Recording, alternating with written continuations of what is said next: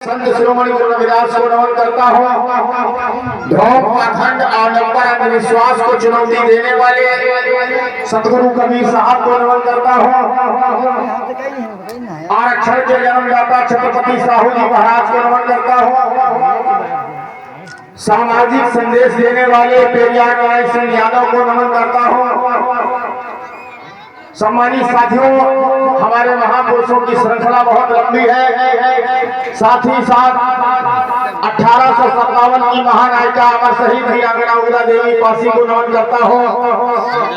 और जिस सीतापुर की धरती पर मैं बैठा हुआ हूँ, इस सीतापुर को बसाने वाले छिटियागढ़ के वास्तविक निर्माता वीर शिरोमणि महाराजा सीतापासी के चरणों में नमन करता हूँ। साथ ही साथ पूरी दुनिया को कौमी एकता, भाईचारा, मोहब्बत का पैगाम देने वाले हजरत मोहम्मद साहब पैगंबर को नमन करता हूँ। हजरत मोहम्मद पैगंबर साहब ने कहा था, तुम्हारी खुशहाली का कोई मतलब नहीं है अगर तुम्हारे शाम को पड़ोस वाले घर में दिया न जलता हो, चूल्हा न जलता हो।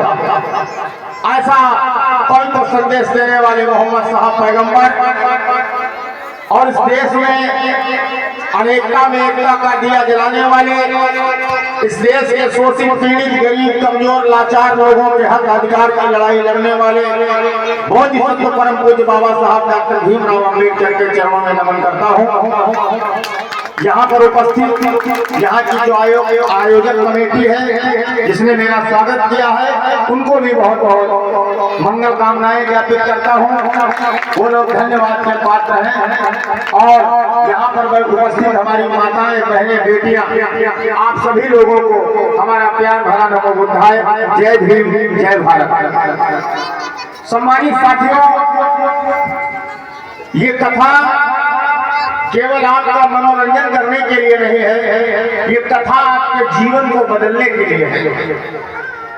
जिन खोजा कर पाइया गहरे पानी पे, जिन खोजा कर पाइया गहरे पानी पे, मैं बचना डूबन डरा रहा किनारे बैठ। जिन लोगों ने अपने दर्द की दवा को ढूंढा, उनको दवा मिली। तथागत गौतम बुद्ध राजा के पुत्र थे। डॉक्टर बाबा साहब अम्बेडकर दुनिया के सबसे पढ़े लिखे इंसान थे, लेकिन उस समाज की पीड़ा उनको थी। इस समाज का दर्द उनको था कि हमारा भूखा नंगा समाज है, इसको हक अधिकार कैसे दिलाया जाए, इसके लिए वो संघर्ष किया। कई बार मैं देखता हूँ कि बुद्ध कथा को लोग मनोरंजन का माध्यम समझ करके आते हैं।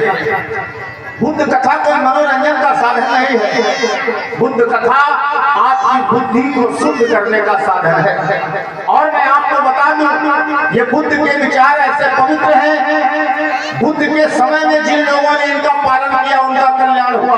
और आज वो हमारे बीच में देह रूप में नहीं है, लेकिन विचार रूप में आज भी भगवान गौतम बुद्ध, बाबा साहब, संत रविदास हमारे बीच में जिंदा है, वो जीवित है। क्योंकि जिसकी दुनिया में बात चलती है वो जीवित रहता है, और जिसकी बात खत्म हो जाती है वो इंसान दुनिया में जीते जी खत्म हो जाता है।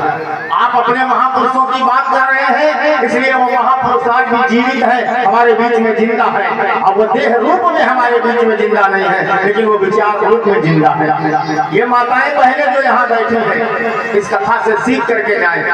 और विशेष ध्यान दीजिए कि आप अपने बच्चों को शिक्षित बनाने के लिए कोशिश करिए। बाबा साहब का जो मूल मंत्र है, उनकी पूरी जिंदगी की जो तपस्या है, उस तपस्या का जो फल है वो है शिक्षा के रूप में बाबा साहब ने हमें दिया है। जितना ज्यादा आपके बच्चे शिक्षित होंगे उतना ज्यादा ये सक्षम होंगे, और जितना ज्यादा आप सक्षम होंगे उतना ज्यादा मजबूत होंगे। और जब आप मजबूत होंगे तब कोई आपको दलित, नीच, हरिजन कहने की हिम्मत नहीं जुटा पाएगा। जब तक आप कमजोर हैं तब तक आप दलित हैं, जब तक आप दबे हैं तब तक आप दलित हैं। जैसे ही आप सक्षम होते हैं, आप मजबूत होते हैं, फिर आप नीच, दलित, अछूत की श्रेणी में नहीं आते हैं। भारत का संविधान आपको भारत का नागरिक कहता है। ये कोई शब्द संवैधानिक नहीं है जिनका हमारे लोग बड़े बड़े मंचों पर प्रयोग करते हैं।